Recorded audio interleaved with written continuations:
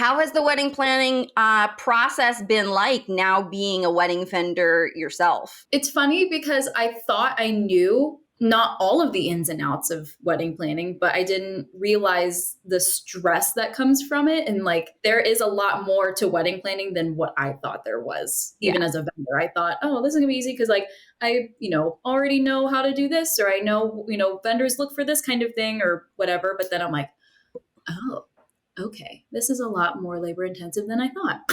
Yeah, and I think anybody who's not in the wedding industry also feels like, oh, okay. Like I feel like a lot of people think that it's so much easier because vendors make the process look so much easier online. Like, how they say, oh, what people post is not real or whatever. It's just the highlight reel and all that kind of stuff. And people are like, there's so many, resources, and everybody makes it look like it just all comes together, and then they get in the thick of it and they're like, oh my God, this is kind of overwhelming. Right. Yeah. And we're really lucky because we are not having like a wedding. We're getting married out of state with just immediate family. So nice. Up to 20, 25 people. So that has made it a lot less stressful, but definitely we were hiring vendors and just I think it's really just figuring out what you want and kind of compromising if you guys have two different ideas or anything like that. That's where that, I guess, conflict comes in, that stress. But the actual planning part, we're very fortunate not, again, to have a small wedding, but also having a chip in both financially and physically helping with the wedding too. So we're very fortunate with that. Now, has being a bride yourself kind of like raised your level of empathy for what brides are juggling? Has it shifted your perspective that way? Oh, 1,000%. And it definitely, and I even wrote down a few things that I've changed in my business because of it. Perfect, because that's going to be my next question. Perfect. Because I was like, oh my God, okay, now I understand my brides ask this question or do this or think this or say this. And now I want to change my business because now I understand how these brides feel. I'm a very empathetic person. Like I feed off of people's energy and their emotions. And I always try to put myself in other people's shoes. So finally being in this position where I'm seeing both ends of the spectrum, it's given me the realization of, okay, yeah, I made my policies, my business good for myself and for my client, but I want to make it better for the client. So what kind of changes have you made? Specifically, any changes that you made to like your systems or your workflows or any of like the back end admin kind of stuff? Have you made changes to that process? That was like pretty much all of what I changed in regards to my business when we did get engaged and as we were planning our wedding. So the first thing that I did was I displayed and itemized my pricing on my website. Any bride who is listening to this understands the struggle and the frustration of finding a vendor you really love, no matter who it is, and you go to try to find at least a starting price to even make sure you can reach out and essentially not waste time reaching out, not knowing what the price is and not being able to find anything. So after doing that, I'm like, okay, you know what? I'm going to itemize my pricing because when it comes to makeup, there are some brides out there who are having their bridesmaids pay for their own hair and makeup. You want to make sure it's in their budget or, just whatever in general. So any vendor who's listening to this, highly recommend putting at least a starting price on your website. That way brides have an understanding of, okay, this is the minimum amount that this vendor needs in order for me to book them. I'll keep them on my radar type of thing. Yeah, so that was the first thing that I changed. That's been one of those things where it's like, that's a hill I'm willing to die on. I've been educating people for years and people give me so much pushback and they argue and whatever. And I'm just like, put your fucking prices out there. Like when I was shopping for a house, I knew that there were certain neighborhoods, like just don't go down that street because I'm going to fall in love with that house. And there's no way I can afford that.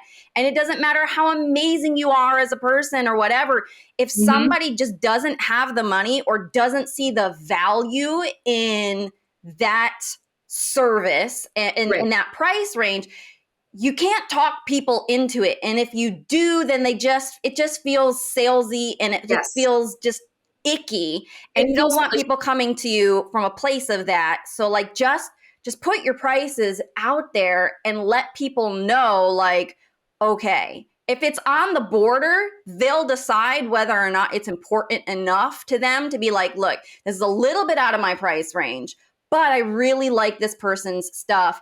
let me at least have a conversation. And then you're putting the ball in their court. Yeah. I used to be that person that was like, I don't want to display my pricing because I want to be the one to essentially sell my services, which is obviously what us vendors do. But after getting engaged, I was looking at vendors' websites and stuff, and it feels like the same song and dance when you're looking at vendors' websites because they're trying to push their services, things like that, and it all boils down to the cost. It truly does, and that's it sucks because you try your best to promote the service, and I do this, but another makeup artist doesn't do that, so this is why I'm a standout or whatever like that. But it really does boil down to how much you cost and if that client can afford you. Yeah. I think pricing is one piece of the puzzle that people kind of overlook when it comes to like setting yourself apart and like your branding and your USP, your unique selling proposition and stuff like that. They don't necessarily correlate the two, and they're just like, well, here's what I do, and then I'm going to set my price. And then they forget that, like, okay, you still need to figure out who your target market is. And if you're marketing to the right person, the price is an irrelevant piece, because they're already going to be like, okay, this is what I'm looking for. And this is my level of expectation of what's included and what it's going to cost and stuff like that. And so they just try and market to everybody and all brides. And then the price thing kind of comes in, and it's like, well, there's going to be a whole subset of people who are just never going to afford you. And then there's a whole subset of people who are going to be like, that's too cheap for what I'm expecting. And they're just marketing to everybody. And then they forget that it's like, no, there's this distinct correlation between like your target market and your price. If they're in alignment, then you don't have to be scared of putting your prices out there. And they'll be like, well, I don't want to scare people away. It's like, good. Why do you want to waste your time with people who don't see that link between value and what you price and like, all these things? So it's like, if you weren't scared of your own prices, you wouldn't have a problem with putting it up there. And if it tells me that if people are scared to put their prices up there, then they don't actually believe in what they're charging, and they need to do a little bit more like deep work. Because like you said, like brides, they need to at least know an idea. They need to know like, okay, I can't just magically make more money appear. I need to know what this is going to cost. Is this person worth investing my time into? Because I'm sure there's so many moving parts and there's so many vendors, and it takes a lot of time just with emailing back and forth. Like we think as wedding vendors, like, oh, we spend so much time, all these emails. It's like, yeah, each bride has that times 10, 15 different vendors. Yeah. Yeah. And even like you said, the back and forth, displaying your prices on your website takes away basically half of the work, because brides will reach out if you don't have the prices listed, and they will say, I'm just wanting to know what your pricing is, because it's not listed on your website. They know everything else, just not your pricing. So when you hit them with that sticker shock, they're going to be like, okay, I essentially wasted my time looking at this website and emailing. So it also takes away that awkwardness of being like, yeah, sorry, I can't book you because I can't afford you. Because a lot of people, they don't want to say no to something like that. They don't want the vendor to feel offended, which we don't. We're not offended if you can't afford our prices, and that's okay. So it takes away that awkwardness and that gray area of being like, hey, yeah, these are my prices. Okay, yeah, I can't afford you after all the work that I did looking at your website. So exactly. And then I think that's why a lot of people end up ghosting too, is because they don't want to have those awkward conversations where, they were just like, I don't want to hurt this person's feelings and tell them no because they were really nice. And we don't want to be like, oh yeah, you suck. And, and it's like, no matter how much we say, oh, it doesn't offend us, like it does hurt a little bit inside where it's like, oh, why didn't they pick me? And so brides are like, I'm just going to avoid that whole conversation and just be like, I'm just not even I don't blame them. I'm not confrontational at all. So I don't blame brides when they feel uncomfortable talking about that. But me, it's funny because I'm not confrontational, but I want people to be confrontational with me because I want that honesty. Yeah. I want brides to be like, hey, I love your work, but unfortunately it's not in the budget. Or, hey, I love your work. it's not my budget, but I'm willing to work within it. What can we do in order for me to still have you as my makeup artist? That kind of thing. Exactly. So I love when brides also do that way, because that shows that they really do want to work with you. Yeah. So giving that starting price or even itemized pricing if you can, it helps brides so much, and it will help you to help them. And even if you have, like you mentioned, the itemized, it's like, even if you have, this is what the makeup is, like, we all know that sometimes it's going to add up, and there's little things that they don't necessarily think of. So they may be looking at, okay, well, this is what it's going to cost, and that's like the base price. But then they factor in I'll need additional artists or early start times or all these extra travel fees and all these other things that kind of make it all add up. And then they're like, oh, I didn't even realize that all of those other things came with it. And now it's kind of like, oh. Right.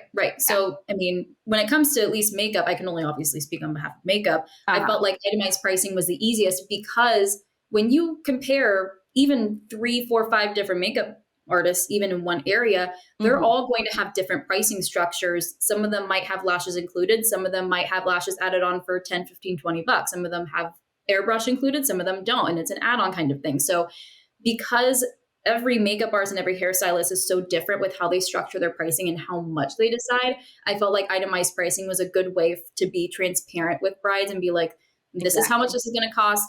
I don't think this needs to be an add-on. So this is just already included, because I know people are going to want lashes after they see everyone else have them, kind of thing. So itemized pricing, I felt, was the best option to go for as far as displaying it on the website. Thanks again so much for listening to today's interview with Carly. It was so awesome having her on the show. Also, if you want to just send me a quick DM on Instagram or share today's episode to your Instagram stories and tag me, let me know where you're tuning in from. I would love to know that as well. So thank you so much, and I will see you back next week.